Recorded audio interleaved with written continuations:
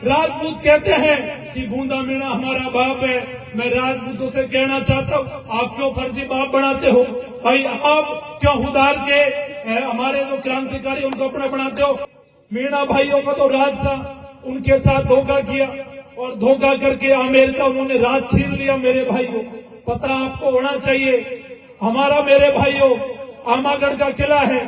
कभी कहते हैं वहां हमारा राज रहा है, कभी कहते हैं हमारा आमेर में राज था, लेकिन कुछ लोगों ने भीतर घात लगा के हमें मजबूर कर दिया, हमारे साथ धोखा करके पीठ में छुरा घोंप दिया कि आमेर में भी कभी हमारा राज हुआ करता था, आमागढ़ में भी कभी हमारा राज हुआ करता था, हाडोती में भी कभी हमारा राज हुआ करता था। और मन बना के कह देना कि मनोज भाई हमने मन बना लिया है।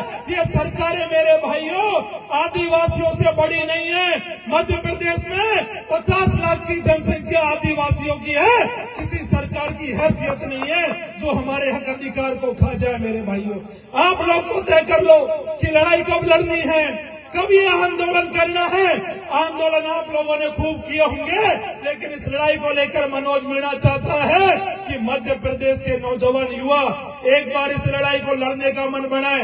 बाबूलाल ढंडेल जी, मैं आपसे कह के जा रहा हूँ, आप सीनियर हो, आप यहाँ के विधायक हो, इस लड़ाई में आप पीछे मत पड़िए, इस लड़ाई को आप छोड़िए मत।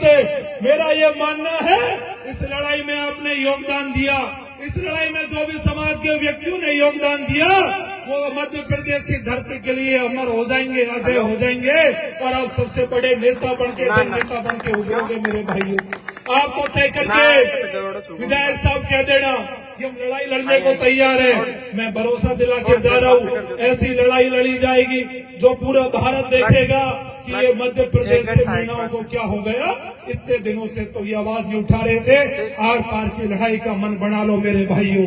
और मध्य प्रदेश की तो वो धरती है जिन्होंने बहुत सारे वीर योद्धा पैदा करे हैं, तो इस लड़ाई का निर्णय हम निकाल लेंगे मेरे भाइयों। अगर ये लड़ाई आपने जीत ली मेरे भाइयों, आज हम यहाँ छात्रावास में प्रोग्राम कर रहे हैं और बहुत सारे यहाँ पे वक्ता बोल रहे थे कि भामा साहब ने ये मदद करी है, बहुत अच्छी बात है।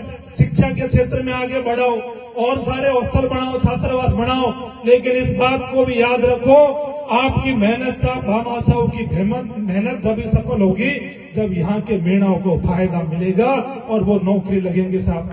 और मैं कहना चाहता हूँ, यहाँ का इतिहास तो लड़ा कर रहा है, आदिवासियों का इतिहास लड़ने वाला रहा है मेरे भाइयों।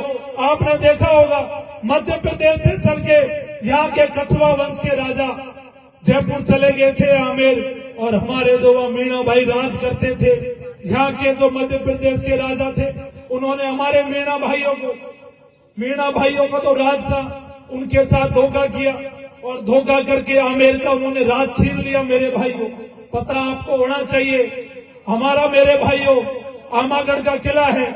कभी कहते हैं वहां हमारा राज रहा है, कभी कहते हैं हमारा आमेर में राज था, लेकिन कुछ लोगों ने भीतर घात लगा के हमें मजबूर कर दिया, हमारे साथ धोखा करके पीठ में छुरा घोंप दिया। और मेरे भाइयों, इतिहास में बात लिखी हुई है कि आमेर के मीणा लोगों ने ही यहाँ के कछवा वंश के राजाओं को कभी शरण दी थी, क्योंकि मीणा जो लोग हैं उनका मन बड़ा है, दिल बड़ा है। लेकिन आज कहीं ना कहीं देखोगे तो हमारा इतिहास हाशिए पे है। और आप लोग इस बात पे विचार करना, जिस कौम का कौम इतिहास भूल जाती है वो कौम ज्यादा लंबी लड़ाई नहीं लड़ती मेरे भाइयों। तो हमें इस बात को याद रखना है कि आमेर में भी कभी हमारा राज हुआ करता था, आमागढ़ में भी कभी हमारा राज हुआ करता था, हाडोती में भी कभी हमारा राज हुआ करता था, राजस्थान में और एमपी में भी कई जगह हमारा राज था। लेकिन मेरे भाइयों, आज देखोगे तो हमारा इतिहास ही नहीं है, हमारा इतिहास ही नहीं लिखा किसी ने, लिखने वाले हमारे लोग थे ही नहीं। और आप लोगों ने सुना होगा साहब, बूंदी में बूंदा मीणा हुए थे, बड़ी लड़ाई लड़ी। राजपूत कहते हैं कि बूंदा मीणा हमारा बाप है। मैं राजपूतों से कहना चाहता हूँ, आप क्यों फर्जी बाप बनाते हो भाई? आप क्यों हुदार के हमारे जो क्रांतिकारी उनको अपना बनाते हो? क्या आपके पास आपके बाप नहीं है क्या?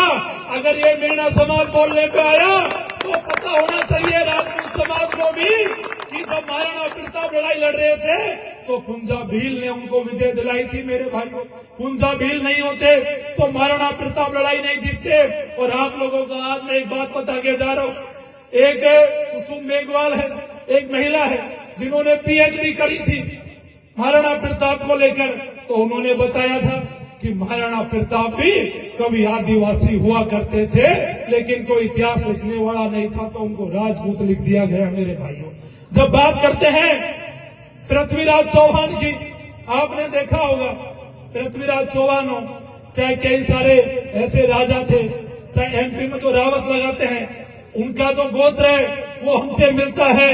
अगर मेरे भाइयों, मैं राजपूत समाज से भी प्रेम करता हूँ, लेकिन आप ऐसे मत करो कि हमारे जो क्रांतिकारी है, हमारे जो समाज के लोग हुए, उनपे यहाँ पे कभी भी अपना अधिकार मत थोपो। और नहीं तो अगर मेरा समाज ने इतिहास पढ़ना शुरू कर दिया तो ना तो महाराणा प्रताप बचेंगे, ना ही पृथ्वीराज चौहान बचेंगे, और ना ही आपके और योद्धा बचेंगे। मेरे भाइयों, कहीं ना कहीं हमको इस बात का याद रखना है कि